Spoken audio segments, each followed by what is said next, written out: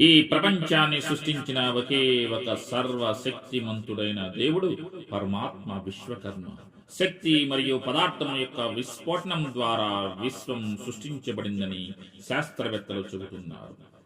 ఆ తర్వాత వివిధ గ్రహాలను ఏర్పడ్డాయని మరియు చివరికి లక్షలాది సంవత్సరాల తర్వాత జీవం ప్రారంభమైందని, ఇప్పుడు మీ ఫోన్ పక్కన పెట్టి మానవులు, చెట్లు, పక్షులు వంటి సహజ వస్తువులంటినీ చూడండి. ఇవన్నీ యాదృచ్ఛికంగా ఏర్పడ్డాయా? నమ్మడం కష్టంగా ఉంది కదా. మీరు ఎప్పుడైనా సైన్స్ చదివి ఉంటే వివిధ జాతులలో వివిధ అవయవాల పనితీరు ఎంత క్లిష్టంగా ఉంటుందో మీకు తెలిసి ఉంటుంది. ఇవన్నీ ఎలా పనిచేస్తాయో అర్థం చేసుకోవడానికి మానవులకు వందల సంవత్సరాలు పట్టింది. మరియు మానవుడు ఇంకా కొత్త విషయాలను అన్వేషిస్తున్నాడు. ఒక సాధారణ శ్వాస చాలా క్లిష్టంగా ఉంటుంది. వేలాది విషయాలు పరమాణు స్థాయిలో జరుగుతున్నాయి. ప్రతి జీవి రూపంలోని ఈ సంక్లిష్టత మరియు పరిపూర్ణత ఇదంతా కేవలం యాదృచ్ఛికంగా లేదా యాదృచ్ఛిక దృగ్విషయం ద్వారా జరగలేదని రుజువు చేస్తుంది. ఇదంతా పరమాత్మ విశ్వకర్మ ప్రణాళికతో చేయబడిన సృష్టింపబడినదని. పరమాత్మ విశ్వకర్మ శాశ్వతంగా ఉనికిలో ఉన్నాడు. పరమాత్మ విశ్వకర్మను ఎవరు సృష్టించలేదు. అందుకే పరమాత్మ విశ్వకర్మ దేవులకే దేవుడై సకలం సృష్టించి ప్రసాదించాడు. మనం బావిలో ఉన్న కప్ప లాంటి వాళ్ళం. ఎప్పుడు సముద్రాన్ని చూడని ఆ బావి తాను నివసించే బావికి సరిపోని ఒక విశాలమైన నీటి వనరు ఉందని నమ్మలేకపోతున్నాం.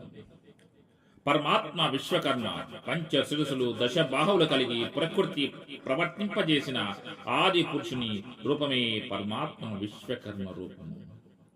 మహా తేజస్వి అయిన ఆ దేవదేవుని మొదటి అవతారం ఇదే. ఆ అవతార స్వరూపం నుండి కాలము, స్వభావము అనే రెండు శక్తులు పుట్టాయి. అందులో నుంచి కార్య కారణ రూపమైన ప్రకృతి పుట్టింది. ప్రకృతి నుండి మహాతత్వం పుట్టినది.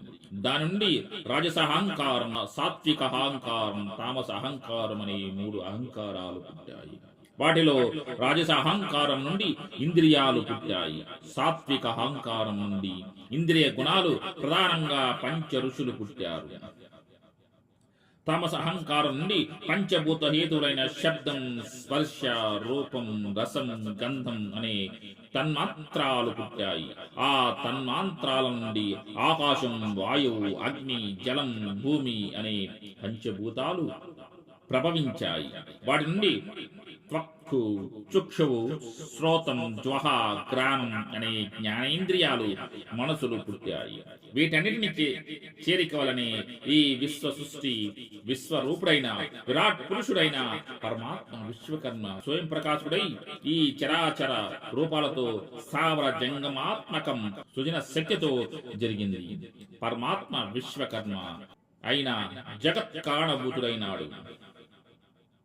సత్వగుణ స్వరూపుడైన పరమాత్మ విశ్వకర్మ రజోగుణ స్వరూపుడైన హిరణ్య గర్భము అనబడే పృథ్విని సృజింపజేసింది.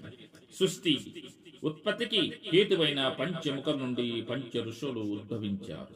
వారి నుండి మానవ లోకాన్ని పాలించే మనువు, మాదాంత మొదలగు వారు, తలలోకాన్ని పాలించే వారు గంధర్వులు, సిద్ధులు, విద్యాధరులు, చారణులు, సాధ్యులు, రాక్షసులు, యక్షులు, ఆయా జాతును పాలించేవారు, ఋషులు, పితృదేవతలు, దైత్యులు, భూతాలు, ప్రేతాలు, పిశాచాలు, పుష్పాంధములు మరియు అన్ని పశు మృగాదులు ఉద్భవించాయి.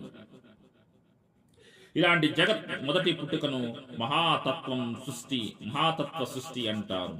మహాతత్వ సృష్టిని సృజింపజేసినది ఆ పరమాత్మ విశ్వకర్మయే కదా. రెండవది అండగతమైన సృష్టి, మూడవది సమస్త భూతగతమైన సృష్టి. అందులో ఐశ్వర్యము, తేజస్సు, బలము గల పురుషులు, సర్వంతర్యామి అయిన ఆ పరమాత్మ శ్రీ విరాట్ విశ్వకర్మ అంశయందు పుట్టినది అని తెలుసుకోగలరు. నమో విశ్వకర్మణే, నమో విశ్వకర్మణే, నమో విశ్వకర్మణే.